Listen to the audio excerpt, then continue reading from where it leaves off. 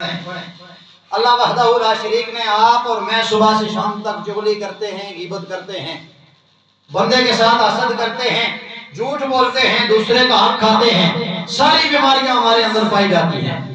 Total بیماریاں جتنی بھی ہیں ہمارے اندر پائی جاتی ہیں۔ ہم کسی اپنے بھائی کو خوش دیکھ کر خوش نہیں رہ سکتے، سوچتے ہیں کہ یہ خوش کیوں ہو گیا، کسی طرح اس پر پریشانی مبتلا کی جائے۔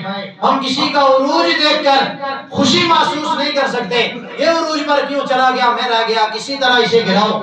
یہ نہیں کہتے کہ یہ عروج پر چلا گیا میں بھی محنت کروں عروج پر چلا جاؤں۔ تو احباب ذی وقار، ہم دوسرے کی ٹانگیں کھینچنے کے لیے ہم وقت تیار رہتے ہیں، لیکن پھر بھی اللہ وحدہ لا شریک نے الحمد سے والناس تک جب بھی آپ کو اور مجھے مخاطب کیا فرمایا یا ایھا الذین آمنوا، ایمان والے کہہ دو سبحان اللہ۔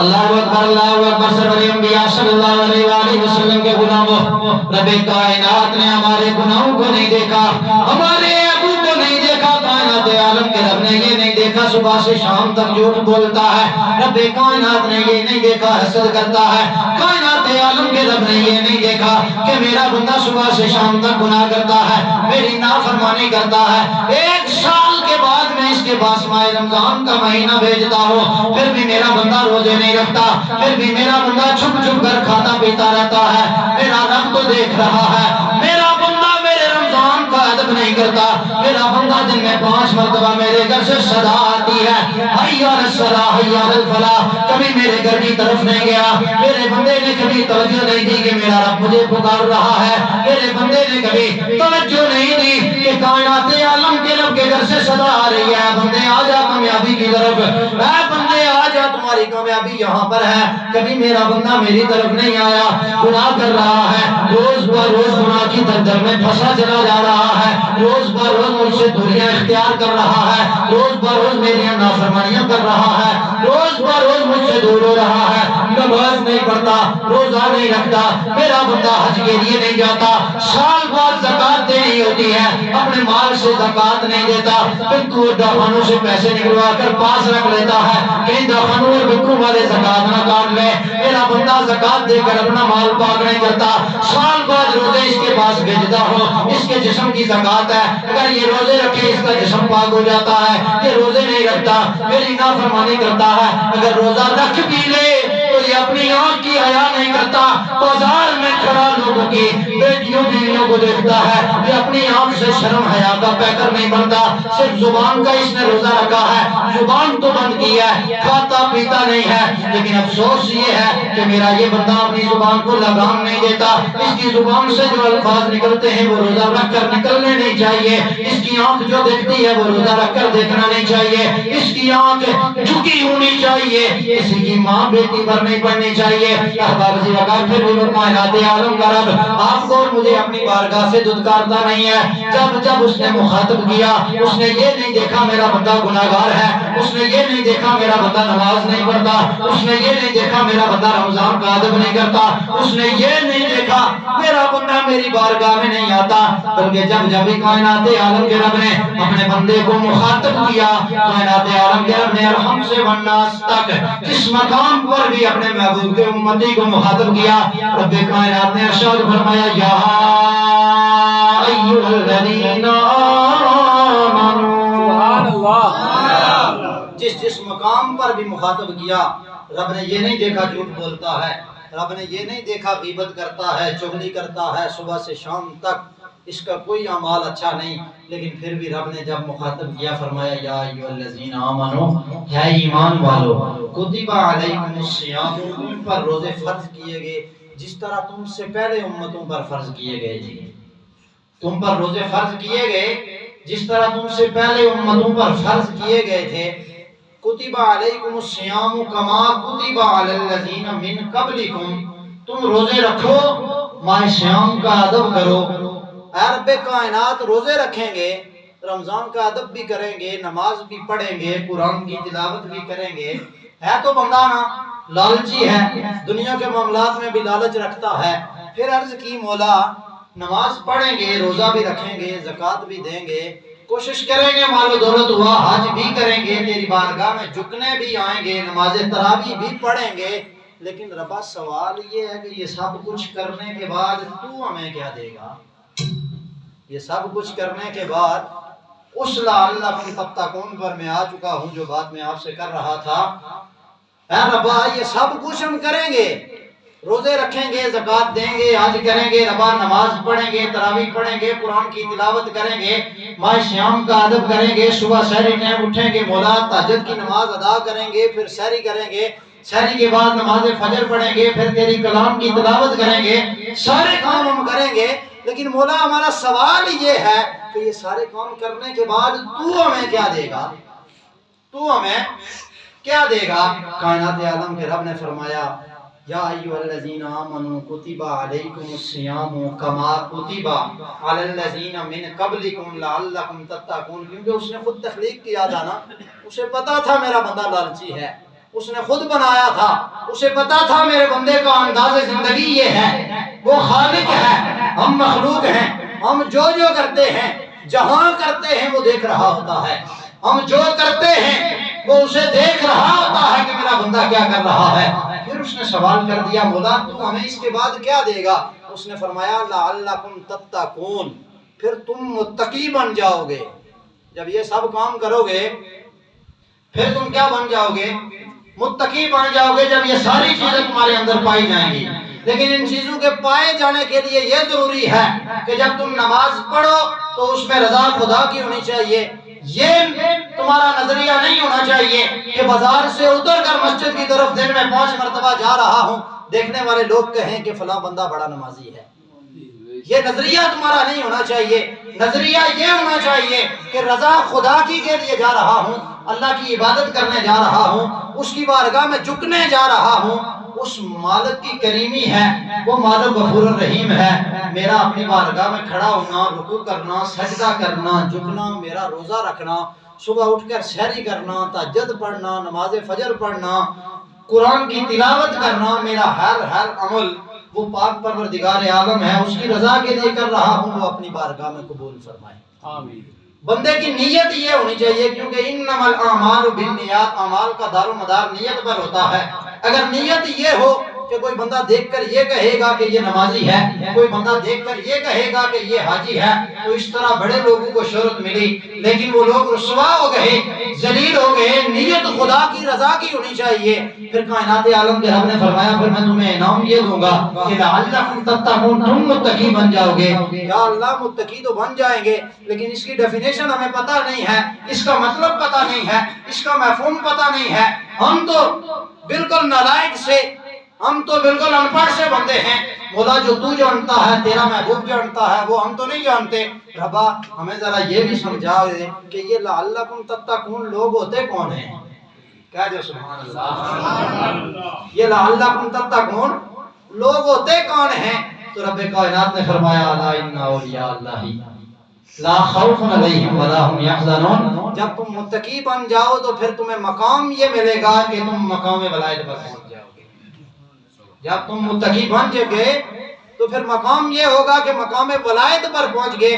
متقی اس طرح نہیں بنتے کہ نماز پڑھنے آیا، کوشش یہ کرے کہ امام صاحب سلام پھیرے، میں دروازے سے باہر ہوں، جوتی سب سے پہلے پہنوں، بازار میں سب سے پہلے پہنچوں، بازار میں 4 گھنٹے کھڑا ہوں، 5 گھنٹے کھڑا ہوں، لوگوں کا آنا جانا دیکھوں، لوگوں کے ساتھ باتیں کروں، جھوٹ بولوں، فراڈ کروں۔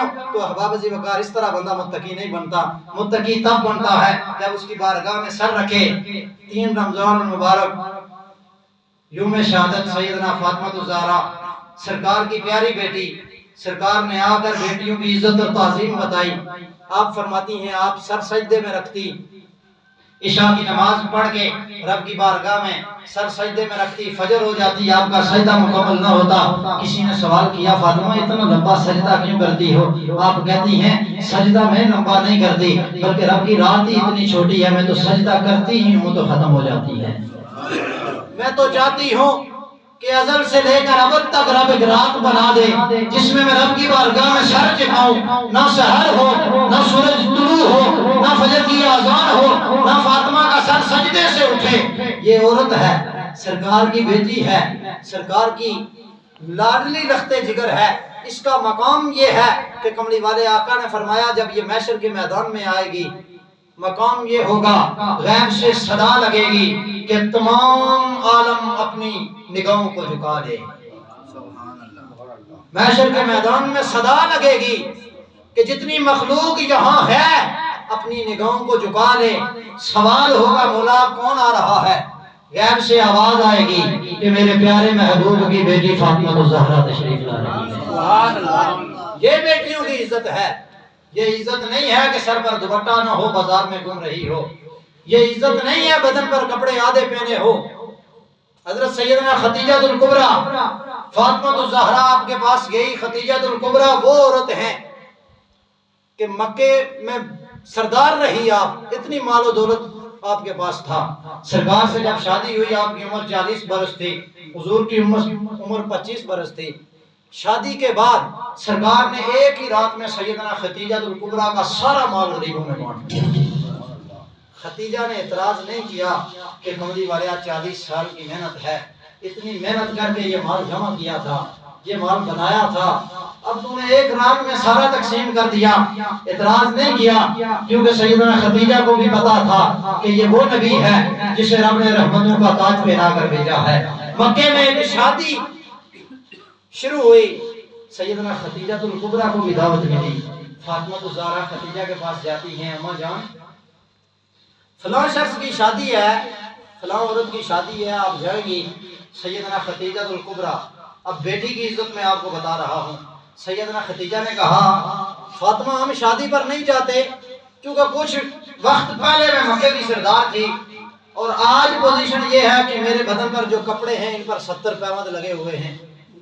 میری حالت یہ ہے کہ میرے بدن پر جو کپڑے ہیں ان پر 70 پیوند لگے ہوئے ہیں. اگر میں شادی میں جاؤں گی بڑے بڑے بادشاہوں کی بیویاں وہاں آئیں گی, بڑے بڑے بادشاہوں کی بیٹیاں وہاں آئیں گی, وہ تانے دیں گی کہ خدیجہ ایک وقت میں تو بادشاہ ہوا کرتی تھی, آج تیرے بدن پر کپڑے بھی پھٹے ہوئے ہیں, اس لیے ہم شادی میں نہیں جاتے کیونکہ لوگ تانے دیں گے. تو احباب عزیز وقار مائی فاطمہ الزہرا حضور کی اس بیٹی نے جو بات کی تا روز قیامت بڑی بڑی کتب میں وہ بات موجود ہے. اور جب کوئی بندہ اس بات کو پڑھتا ہے یا اس بات کو بیان کرتا ہے تو وہ فخر محسوس کرتا ہے کہ ہمارے آقا کی بیٹی ایسی عزت, ایسی عظمت اور ایسی شان کی پیکر تھی. احباب سیدنا خدیجہ الکبریٰ کو جواب دیتی ہیں. آپ کہتی ہیں اماں جان عورت کی عزت مال و دولت سے نہیں ہوتی. ہمارے ابا جان فرمایا کرتے ہیں کہ عورت کی عزت اس سے نہیں ہوتی کہ وہ بادشاہ ہو, عورت کی عزت اس سے نہیں ہوتی کہ اس نے کپڑے کوئی بہت اچھے پہنے ہو, عورت کی عزت اس وجہ سے نہیں ہوتی کہ اسے زمانے میں لوگ جانتے ہوں کہ یہ فلاں عورت ہے. عورت کی عزت اماں جان ہمارے ابا جان فرمایا کرتے ہیں کہ عورت کی عزت سب سے بڑی چیز یہ ہے کہ عورت کی عزت اور عصمت پاک ہو, عورت پاکیزگی کی حامل ہو. سب سے بڑی بات یہ ہے کہ عورت کو کسی غیر محرم نے دیکھا نہیں. اماں جان یہی مال و دولت, یہی بادشاہی ہے عورت کی. عورت بادشاہ ہے اگر اس کی عزت پاک ہے, عورت بادشاہ ہے اگر اس کی عصمت پاک ہے, عورت بادشاہ ہے اگر وہ 70 پیوند لگے ہوئے کپڑے پہن کر بھی اپنے آپ پر فخر محسوس کر رہی ہے کہ اس نے کسی غیر محرم کے ساتھ کلام نہیں کیا. عورت بادشاہ ہے اگر پھٹے کپڑے پہن کر بھی اسے اپنے آپ پر فخر محسوس ہو رہا ہے کہ اس نے کسی غیر محرم کے ساتھ کلام نہیں کیا, کسی غیر محرم کو دیکھا نہیں, اس نے کوئی رسول اللہ کے دین کے خلاف کام نہیں کیا, اس نے کوئی حضور کی شریعت سے باہر نکل کر عمل نہیں کیا. تو اماں جان وہ عورت بادشاہ ہے اس جس کی عزت اور عصمت پاک ہے. تو احباب ہمیں فاطمہ الزہرا آج سے 1400 سال پہلے بتا کر گئی کہ عورت کی عزت اور عظمت یہی ہے کہ عورت اپنی عزت کی حامل ہو, عورت اپنی عزت اور عصمت کو پاک رکھے, عورت اپنی پاکیزگی کی حامل ہو, عورت پردے دار ہو, عورت نے کسی غیر محرم کو نہ دیکھا ہو. تو احباب عزیز وقار یہ تھی فاطمہ جس نے ہمیں زندگی گزارنے کا طریقہ اور سلیقہ بتایا. بات جو میں کر رہا تھا بندے نے عرض کی مولا لعلکم تتقون, متقی تو تو نے بنا دیا. یہاں تک تو ہمیں سمجھ آ گئی لیکن ہمیں سمجھ یہ نہیں آ رہی کہ یہ متقی لوگ ہوتے کون ہیں. رب نے فرمایا الا ان اولیاء اللہ لا خوف علیہم ولا هم يحزنون. جب تم متقی بن جاؤ گے پھر تمہیں مقام اور مرتبہ میں یہ عطا کروں گا کہ تمہیں میں مقام ولایت عطا فرما دوں گا. جب تم متقی بن جاؤ گے میں تمہیں مقام ملائک پر فیض کر دوں گا. جب تمہارا اٹھنا بیٹھنا سونا جاگنا ہر عمل، نماز پڑھنا، روزہ رکھنا، زکات دینا، حج کرنا، کسی غریب کی مدد کرنا، اس دنیا میں رہتے ہوئے لوگوں کی خدمت کرنا، جب یہ سارے عمل تمہارے میری رضا کے لیے ہو جائیں گے نا تو پھر لعلکم تتقون، تم متقی بن جاؤ گے. جب تم متقی بن جاؤ گے تمہیں میں اولیاء کی لسٹ میں شامل کر دوں گا. پھر میرے اولیاء وہ ہیں جب میری بارگاہ میں ہاتھ اٹھا دیں، جب میری بارگاہ میں زبان کھول دیں، پھر میں ان کی بات کو واپس نہیں لوٹایا کرتا. اگر وہ عرض کر دیں میں جبریل کو حکم دے دیتا ہوں، جبریل لوح محفوظ کو صاف کرو، جو یہ بات میرا بندہ کہہ رہا ہے یہ لکھو. شان اولیاء آپ نے بہت سنی ہوگی، وہ موسیٰ علیہ السلام کے دور کا واقعہ جس میں موسیٰ علیہ السلام سے رب کائنات نے کوئی طور پر ہم کلام ہو کر فرمایا موسیٰ انسان کے جسم کا گوشت چاہیے، جا انسان کے جسم کا گوشت لے آ. موسیٰ بھی انسان تھے، اپنے جسم کا گوشت دے سکتے تھے، نبی تھے، بڑا مقام تھا، بڑا مرتبہ تھا. کوئی طور سے اترے، زمین پر ادھر ادھر دائیں بائیں گھومنا شروع کیا، کوئی بندہ اللہ کا مل جائے، بڑی مخلوق سے مانگا، کسی نے نہیں مانا. جب ویرانے جنگل میں پہنچے دیکھا ایک بندہ تنہائی میں بیٹھا اللہ اللہ کر رہا ہے. تنہائی میں جو اللہ اللہ کیا کرتے ہیں ان کے اللہ اللہ کرنے میں نہ کوئی دکھلاوا نہ کوئی ریاکاری، بیٹھے ہوئے تنہائی میں ہیں، صرف رب دیکھ رہا ہے یا رب کا محبوب دیکھ رہا ہے یا اس بندے کو پتا ہے میں کیا کر رہا ہوں یا خالق کو پتا ہے یا مخلوق کو پتا ہے کہ میں کیا کر رہا ہوں. احباب جی وقار جب موسیٰ نے دیکھا بندہ اللہ اللہ کر رہا ہے، اللہ اللہ کر رہا ہے، احباب جی وقار موسیٰ علیہ السلام اس بندے کے قریب گئے، جا کر فرمایا ہے اللہ کے بندے کائنات عالم کے رب کی بارگاہ سے ہو کر آ رہا ہوں، کوئی طور سے حاضری دے کر آ رہا ہوں، رب کائنات کی بارگاہ سے آ رہا ہوں. کائنات عالم کا رب فرما رہا ہے مجھے انسان کے جسم کا گوشت چاہیے. قربان جاؤں اس بندے پر جس بندے نے صرف جسم کا گوشت نہیں فرمایا موسیٰ ایک مرتبہ پھر چلے جاؤ رب کی بارگاہ میں. یہ ہوتا ہے فقیر، یہ فقیری ہے. فرمایا موسیٰ ایک مرتبہ پھر چلے جاؤ. اب یہ فقیری ہے، ہو سکتا ہے بازو سے کاٹ کر دے دوں رب کو پسند نہ آئے، ٹانگ سے کاٹ کر دے دوں رب کو پسند نہ آئے، پیٹ سے کاٹ کر دے دوں رب کو پسند نہ آئے، منہ سے اتار کر دے دوں پسند نہ آئے. فرمایا موسیٰ ایک مرتبہ پھر رب کی بارگاہ میں چلے جاؤ نا، رب کی بارگاہ سے جا کر پوچھو رب کو جسم کے کون سے حصے کا گوشت چاہیے. اللہ پھر عرض کرتے ہیں موسیٰ اچھا رکو، رب کی بارگاہ میں واپس کریں کیونکہ اللہ والے تھے. پھر شاید ذہن میں خیال آیا ہو سکتا ہے اللہ کا نبی ہے اسے لوٹاؤں رب کی بارگاہ میں، کائنات عالم کا رب مجھ سے ناراض ہو جائے کہ میرا نبی تیری بارگاہ میں آیا تھا، تیری جان اتنی عزیز تھی کہ تو نے میرے نبی کو واپس میری بارگاہ میں دوسری مرتبہ بھیجا، میرے نبی کو تکلیف دی. فرمایا موسیٰ رکو ذرا، جسم کے سارے حصوں سے تھوڑا تھوڑا گوشت اتارا، موسیٰ علیہ السلام کے ہاتھ میں رکھا، پیش کیا. موسیٰ لے جاؤ رب کو جسم کے جس حصے کا گوشت پسند ہوا وہی رب کی بارگاہ میں پیش کیا. سبحان اللہ. یہ مقام بلائے لعلکم تتقون کے بعد جب مقام ملتا ہے پھر مرتبہ یہ ہے. کچھ عرصے کے بعد موسیٰ علیہ السلام ایک جگہ سے گزرے، اس سے پہلے گزر ہوا ایک مائی زاروں قطار رو رہی ہے موسیٰ میرے یہاں اولاد نہیں، دعا کرو رب اولاد عطا فرمائے. اللہ کے نبی تھے، نگاہ اٹھائی لوح محفوظ دیکھا، فرمایا ہے عورت تیرے لیے رب نے لوح محفوظ پر کچھ لکھا ہی نہیں، تیرے لیے رب نے لوح محفوظ پر کچھ نہیں لکھا. اب وہ عورت روتی ہوئی اپنے حجرے میں واپس چلی گئی. موسیٰ علیہ السلام گزر گئے، کچھ عرصہ گزر گیا، 8 سال گزرے، 10 سال گزرے، 20 گزرے، جتنے بھی گزرے، واللہ جتنے بھی گزر گئے. کچھ عرصے بعد موسیٰ کا گزر پھر اسی گلی سے ہوا. ذکر فقیر ہو رہا ہے. فقیری اتنی آسان نہیں، اگر مل جائے تو پھر مقام یہ ہے کہ رب بھی باتوں کو رد نہیں کیا کرتا. فقیری اگر مل جائے پھر مقام یہ ہے کہ رب بھی اپنی بارگاہ سے رد نہیں کرتا. اگر کہہ دے مولا یہ میری بارگاہ میں آ گیا گناہگار ہے بخش دے تو اسے رب فرماتا ہے میرے بندے تو نے کہہ دیا ہم نے بخش دیا، تو نے کہہ دیا ہم اس کے گناہوں کو نہیں دیکھیں گے. نبی عبادی انی انا الغفور الرحیم، ہم بہت غفور ہیں، رحیم ہیں، کریم ہیں، ہماری رحمت بڑی وسیع ہے، اگر تو اسے اپنے ساتھ لے کر آ گیا تو ہم اسے بخش دیتے ہیں. یہ فقیری ہے.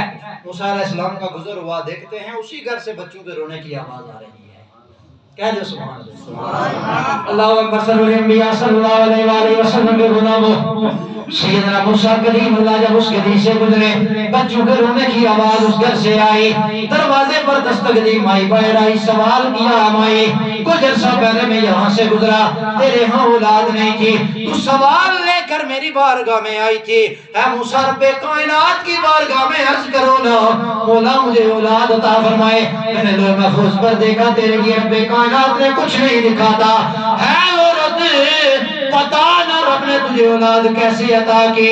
بابا ویزی وقار جب عورت بولی کہتی ہے موسیٰ جب آپ چلے گئے آپ کے بعد ایک اللہ والا یہاں سے گزرا، اللہ کی صدائیں لگا رہا تھا، اس گلی سے گزر رہا تھا، میں نے دروازہ کھولا، باہر نکل گیا، میں نے اس کی بارگاہ میں عرض کی، میں نے اس کی بارگاہ میں التجا کی، میں نے اپنا سوال پیش کیا، میں نے عرض کی اے اللہ والے میرے گھر میں اولاد نہیں ہے، رب کائنات کی بارگاہ میں دعا کرو نا رب اولاد عطا فرما دے۔ سبحان اللہ۔ جب میں نے اسے یہ بات کہی، میں نے اپنا سوال پیش کیا، میں رو رہی تھی، اس کی بارگاہ میں سوال پیش کر رہی تھی، روتا ہوا بندہ مقام ولایت میں آ جائے، روتا ہوا بندہ بارگاہ نبوت میں آ جائے، روتا ہوا بندہ بارگاہ الہ میں آ جائے، خالی واپس نہیں لوٹایا جاتا۔ میں نے جب سوال کیا اس نے نگاہ اٹھائی، دیکھا کہتا ہے لوح محفوظ پر تیرے لیے کچھ نہیں ہے۔ میں نے پھر سوال کیا کرم کیجئے نا رب کائنات کی بارگاہ میں دعا کیجئے۔ احباب وہ موسیٰ علیہ السلام کو داستان سنا رہی ہے، کہتی ہے اس بندے نے اپنے ہاتھ اٹھائے، نگاہیں اٹھائے، رب کی بارگاہ میں عرض کی مولا تیری بارگاہ میں عرض کرتا ہوں، روتی ہوئی میرے پاس آئی ہے، اگر تم نے نہیں دینا تھا تو میرے پاس کیوں بھیجی ہے؟ اے بندے جڑے رب نے بارگاہ مقبول ہو جانے تو پھر خالی واپس نہیں، جس لئے بندے نہ پیار ہویا نا، مثال میں طور پر سڑے ادنان بھائی ٹھلا تو آئے سانجا تو آئے، انہوں نال پیار وے تو انہوں کو کوئی چیز کنی وے تو زد کر سا آکساں بھائی جان ساڑے نال پیار محبت ہے، اتنا عرصہ ہوئی گیا سڑی سنگت یاری بھی، ایک چیز منگی 100 50 200 1000 لاکھ روپے نہیں ہو سی، یہ پہلی باری چیز منگی یہ تو دے سکو، وہ بھی آکساں یہ پہلی باری آپ نے منگی دے چھوڑی کیا ہونے خالی واپس نہ موڑا لگے۔ تو اللہ نے ولی دی بارگاہ وچ عورت آ گئی، آنسو نکل رہے آنکھوں سے، آنکھ اگر اشکبار ہو تو رب خالی واپس نہیں لٹایا کرتا۔ پھر بندہ یہ ہے جس کی رب کے ساتھ اتنی یاری ہے، اتنی محبت ہے کہ اس نے اپنے جسم کے ہر حصے کا گوشت کاٹ کر رب کی بارگاہ میں پیش کر دیا۔ پھر آپ خود تصور کریں جو بندہ اتنی قربانی رب کی ذات پر دے دے، پھر وہ خالق 70 ماؤں سے بڑھ کے پیار کرنے والا اپنے بندے کو خالی واپس لوٹا سکتا ہے؟ آپ تصور کریں نہیں لوٹا سکتا۔ 70 ماؤں سے بڑھ کے پیار کرتا ہے، بندے نے اپنا پورا وجود پیش کر دیا، مولا یہ ہے جو کچھ دیا تو نے دیا تیرے نام پر قربان ہے، ربا سب کچھ تیرے نام پر قربان ہے۔ جب سب کچھ قربان رب کے نام پر کر دیا تو احباب جی وقار پھر کائنات عالم کا رب سوال پیش کرے بندہ تو خالی واپس نہیں لوٹاتا۔ جب سوال پیش کیا نا مائی کہتی ہے موسیٰ جب میں نے اس کی بارگاہ میں عرض کی، جب میں نے اس کی بارگاہ میں سوال پیش کیا ہے اللہ کے بندے اللہ کی بارگاہ میں عرض کرو نا مولا مجھے اولاد عطا فرما دے۔ اس بندے نے رب کائنات کی بارگاہ میں ہاتھ اٹھائے، کائنات عالم کی رب کی بارگاہ کی طرف دیکھا، لوح محفوظ کی طرف دیکھا، اولاد کے اس عورت کے لیے لوح محفوظ پر کچھ نہیں لکھا، اولاد نہیں لکھی، لوح محفوظ خالی پڑا ہے۔ کائنات عالم کے رب کی بارگاہ میں بندے نے ہاتھ اٹھائے، مولا یہ عرض جو کر رہی ہے آج ہو گئی ہے میرے پاس، ہے ربا اسے عطا کر دینا۔